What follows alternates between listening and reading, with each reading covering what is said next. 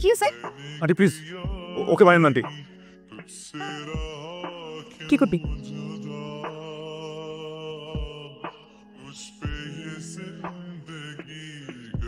এই মেয়ে, তুমি ওর হাত ধরছো কেন? ছাড়ো। আচ্ছা ঠিক আছে, ধরো। দোষ আমার এইভাবে ভালো লাগতেছে না, বুঝছিস? তোর বিয়ে আমার গার্লফ্রেন্ড ম্যানেজ করে দে না। মানে কি গার্লফ্রেন্ড ম্যানেজ করা কি এমনি এমনি হয়ে যায়? যদি ওই তো তাহলে তো আমারই থাকতো একটা। দোস্ত শোন, আমার পার্সোনাল স্পেস বলে যার যার গার্লফ্রেন্ড তারই ম্যানেজ করে নিতে হয়। তোরও বেটা, তোর পার্সোনাল এক্সপিরিয়েন্স। দেখ, আমার না একটা মেয়ের কাছে এত কিছু চাওয়া পাওয়ার নাই। এভাবে আমার হাত ধরেও দাঁড়িয়ে থাকতে হবে না। শুধু আমি ওকে একটা মিস কল দিব, তোমাকে একটা কল ব্যাক করবে। তারপর আমি ওকে জিজ্ঞেস করবো, বাবু তুমি খাইছো? আমাকে বলবো হ্যাঁ বাবু খাইছি। তারপর আমাকে জিজ্ঞেস করবে, বাবু তুমি ঘুমাইছিলা? আমি হ্যাঁ বাবু ঘুমাইছি। আমি ওকে বলবো, তোমার মনে হচ্ছে এত ভালো কেন? আমাকে বলবে, বাবু তোমার মনে তো খারাপ কেন? বুঝছোস না, আমার তো এতটুকুই চাওয়া পাওয়া, তাই না? দেখ না, এটা তুমি ম্যানেজ করে দে না প্লিজ। দোস্ত তোর জন্য একটা মাইয়া পাইছি। লোলা, তোর জন্য একটা মাইয়া পাইছি। রেহান নামে আমার একটা ফ্রেন্ড আছে না, ওই ফ্রেন্ডের একটা গার্লফ্রেন্ড আছে না, ওর গার্লফ্রেন্ডের একটা ফ্রেন্ড আছে না, ওর ফ্রেন্ডের একটা বোন আছে না, ওই নাই। সম্পর্কটা একটু বেশি দূরের আসছে না? তোর কি তত মাইয়া লাগবে নাকি? তাহলে এই যে মোবাইল দে, হ্যাঁ মোবাইল দে, আমি নাম্বার দে, আমি তেল করে দে। এরবি আচ্ছা এর রবি, সেটা কোনো সমস্যা না, কিন্তু একটা সমস্যা আছে। সমস্যা দিতেছে মাইয়ার বাসা তো মানিকগঞ্জ, কোথায় যান? হ্যালো, আসসালামু আলাইকুম। ওয়ালাইকুম সালাম। অনুপ সেতু, আপনার নাম প্রিয়া তাই না? আমি আমার বন্ধুর কাছ থেকে খবর নিচ্ছি, বুঝছেন? আচ্ছা আমি যখন জানতে পারছি আপনার নাম প্রিয়া, তখনই বুঝছি যে আপনার সাথে আমার কোনো না কোনো একটা ঘটনা ঘটবে। প্রিয়া নামটার ভিতরে না কেমন যেন একটা ব্যাপার আছে। আমার মনে হয় আমার আর আপনার খুব জমবে। আচ্ছা, আমার কিন্তু আপনাকে পছন্দ হয়েছে। আচ্ছা, আমাকে পছন্দ হয়েছে তো? আপনি তোমার নামটাই বলতে দিলেন না।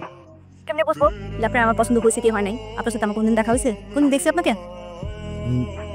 না মানে দেখেন নাই। তাহলে কথা হয়েছে কোনোদিন? না তো। তাহলে পছন্দ হবে কি করে? আপনি মনে হয় একটু বেকুব আছেন, তাই না? হ্যাঁ, একটু একটু মনে হয় আছি আর কি। শুধু বেকুব না, আপনি একটু বাঁচালো। আচ্ছা, আমি তারপর টেনশন দেবো না, চাকরি। এরকম বদমেজাজি ছেলের সাথে তো আমি কথা বলবো না। আরে বাবা নিজের পছন্দ দেখলাম আপনাকে, বুঝলাম না তো বিষয়টা। এই যে শুরুর দিনই আপনার আমি একটু কথা বললাম, তাতে আপনার গায়ে লেগে গেল। এটা তো বদমেজাজের মানুষের লক্ষণ, তাই না? আমি কোনো বদমেজাজি ছেলের সাথে কথা বলবো না, আপনি মাইনাস পয়েন্ট আছেন। মাইনাস পয়েন্ট মানে কত মানে শুনছি? -5। ও এই চলে যাবে, প্রথম 5 পয়েন্ট দেওয়া বলছেন। তুই আমার প্রেমিকা দিতে যাবো কথা আর বলি না কেন? ওই মেয়ে অন্য ধর্মের। মামা তুই আমার জীবনে প্রেশার দিতেছে, আমি তো পুরো ব্যস্ত হয়ে গেছিলাম। একটা মেয়ের খোঁজ পাইছি, নাম জানলাম প্রিয়া। প্রিয়া নামে ব্যাগের মধ্যে তার লেখা নাই যে সে কোন ধর্মের। প্রিয়া নামে তো সব ধর্মের মেয়ে হয় না? তাছাড়া তুই তো আমার কাছে নাই চাইছিলি নাকি? চাইছিলি বল। চাইছি তো। চাইছে দিছি হিসাব বরাবর। এমনিতেও তো তুই আমার কাছে মাইয়া চাওয়ার সময় স্পেসিফিক করে বলে দেস নাই যে আমি হিন্দু হতে হবে না, বৌদ্ধ হতে হবে না, মুসলমান হতে হবে না, খ্রিস্টান হতে হবে, বলছিলি? আরে ভাই, এটা তো কমন সেন্স। আমি যে একটা মেয়ের সাথে প্রেম করতেছি, এই মেয়েটা যে অন্য ধর্মের, আমি ওকে বিয়ে করবো কিভাবে? তুই না বলি প্রেম করবি, আমি বিয়ের ব্যাপার আসলে করছি। প্রেম করবো, বিয়ে করবো না? সে তো নিয়ত গুলো কিন্তু বড় কথা। তুই যদি আগেই নিয়ত করো যে তুই এমনি ছাইরা দিবি, তাহলে কিন্তু এমনি যাবো, পরে হাজার চেষ্টা করলে কিন্তু আর ব্যাক পাবি না। আমি মৃত তোর এই সিনেমার এন্ডিংয়ে ট্র্যাজেডি দেখতেছি, আর সেই ট্র্যাজেডি দেখার অপেক্ষায় রাখলাম। 20 কোটি টাকা দিয়ে দিবি?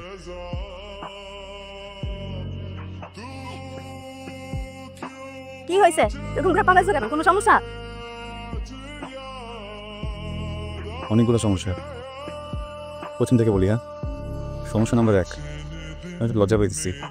প্রথমবার কোনো মেয়ের সাথে দেখা করতেছি তো হাত পা কাঁপতেছে। সমস্যা নাম্বার 2, আমার বিশ্বাসই হইতেছে না যে আমার একটা গার্লফ্রেন্ড আছে। আর তারপরে বুঝে খাবা? আমি চটপটি ফুচকা খাই না, বলছি না? ভুলে গেছো না? না, মনে আছে। তাহলে কি রেস্টুরেন্টে বসবা? স্টুডেন্ট মানুষ রেস্টুরেন্টে বসাবে? জানি তো পকেটে টাকা পয়সা নেই, বসাইতেও না রেস্টুরেন্টে। কিছু খাবো না, যাই হাতির সামনে হাওয়া বাতাস আছে, একটু বাতাস খাই। তোমার পছন্দের রঙ কোনটা? বলছিলাম ভুলে গেছো। না। পছন্দের খাবার? এটাও বলছিলাম, ভুলে গেছো। না। পছন্দের গান কি?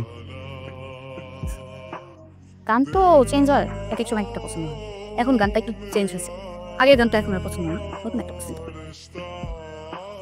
কিছুই ভুলি নাই, সব কিছুই মনে আছে, কিন্তু টপিক পাই গেছো না কথা বলা, তাই না? কি আমি তো তোমার একটু ঠকেছিলাম। ফেসবুকে যখন ভিডিওতে কথা বলছি, ফিল্টার দিয়ে ফর্সা হয়েছিলাম। সামনাসামনি তো অত ভরসা না। তুমি কি আমি চলে যাওয়ার পরে গায়েব হয়ে যাবো নাকি? না হবো না, সত্যি? সত্যি। যাও, আচ্ছা বলো, মেয়ে বলো। বলতেছি শোন, যাও। কি হয়েছে না? ঠিক মতো হচ্ছে বলো না। সব তো যাও, আচ্ছা বলো না, ধরো। যাও। এই এই যে আমার চোখ, নাক, ঠোঁট, মাথা, চুল সব কিছু সব বলতেছি, গায়েব হবো না। যেটা এখন না গেলে গায়েব হয়ে যাবো। দৌড় দৌড় দৌড়। রেডি হওয়ার পরে নিজের একটা ছবি তুলে আমার পাঠাবো, তখন দেখলাম তোমার কেমন লাগে। প্রথমবার এরকম লাল শাড়ি পরবো, কত কিছু প্ল্যান করছিলাম। অসুবিধা নেই, পরের বছর হবে না। সমস্যা নেই বাবা। তাহলে কাজ করি আমি দেখতেছি কোনো কিছু করা লাগবে না। এক্সাম অনেক গুরুত্বপূর্ণ, ওইটা মন যোগ দিয়ে দাও, ঠিক আছে? পুজো তো প্রত্যেক বছরই হয়, এক্সামটা সবসময় আসবে না। পরের বছর পূজাতে আসবে। কিরে পরে কার সাথে কথা বলছ? দাদা ওই বান্ধবীর সাথে। এদিকে তোর সাথে কথা হচ্ছে। কলেজে তো ফ্রেন্ডস থাকতেই পারে, সেইটা যেন বান্ধবী পর্যন্তই থাকে, বন্ধু যেন না হয়। দেখি মোবাইলটা দেখ। রিয়া একটু এদিকে আয় তো মা। জি বাবা। বস। শুনবে মা, তুই তো বড় হইছস, ভালো মন্দ বুঝতে শিখছস, বিদ্যান হইছস। জীবনে এমন কোনো কাম করিস না যেন তোর বাবা আর উঁচু মাথা দানিসু হয়ে যায়। এই যে তোর প্রদীপ কাকা, ওর মায়াডা এক স্যারার লগে ভাইকে গেছে দেখে এখন পর্যন্ত ওর মন্দিরে ঢুকতে দেয়। অথচ এই গ্রামের মানুষ আমার অনেক সম্মান করে, তারাই ভালোবেসে আমার এই মন্দিরের প্রধান বানাইছে।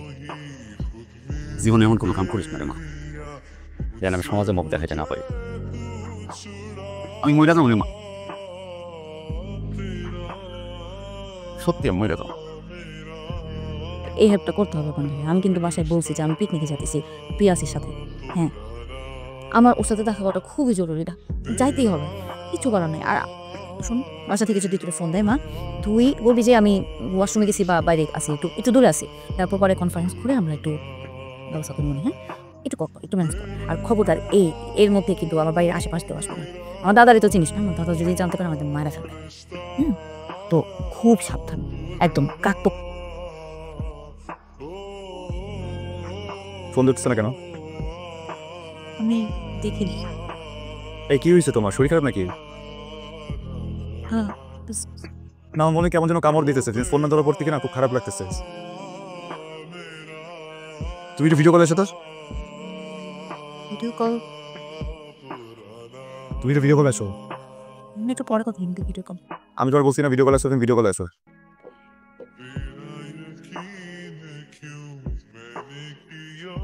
এই কি হয়েছে তোমার? এই চেয়ারে ডাক কিসের? প্রিয়া, চেয়ারে কি হয়েছে তোমার? কি হয়েছে তোমার? পরিবারের সম্মানের দিকে তাকায়া আমি চুপচাপ আছি। আমার মেয়ে যদি কোনো দোষ না করতো, তাহলে কাইটা টুকরা টুকরা করে ডাঙ্গে ভাসা দিতাম।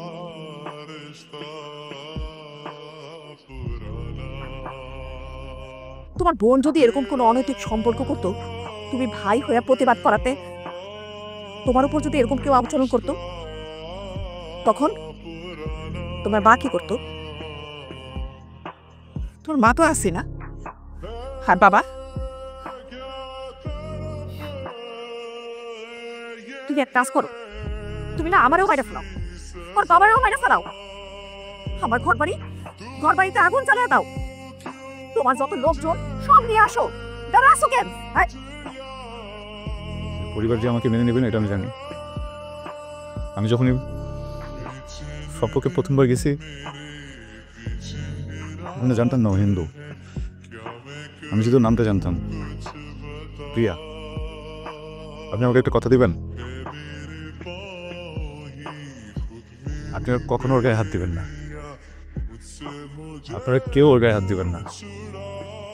ও যদি কখনো কোনো ভুল করে ওকে বুঝাবেন, খুব বেশি হলে একটু বকা দিবেন, পারবেন না। আর ওকে যখন বিয়ে দিবেন, এমন একটা পরিবার দেখে বিয়ে দিবেন যে পরিবারে কেউ ওর উপর অত্যাচার না করে, ওকে না মারে, ওকে কষ্ট না দেয়। আমি ওর লাইফ থেকে একেবারে সরে যাব, কোনোদিন ওর সাথে যোগাযোগ করবো না। আজকে এখান থেকে চলে যাওয়ার পর ও হাজার চেষ্টা করলেও আর কখনো আমার সাথে যোগাযোগ করতে পারবে না। কথা দিলেন? কথা দিলাম।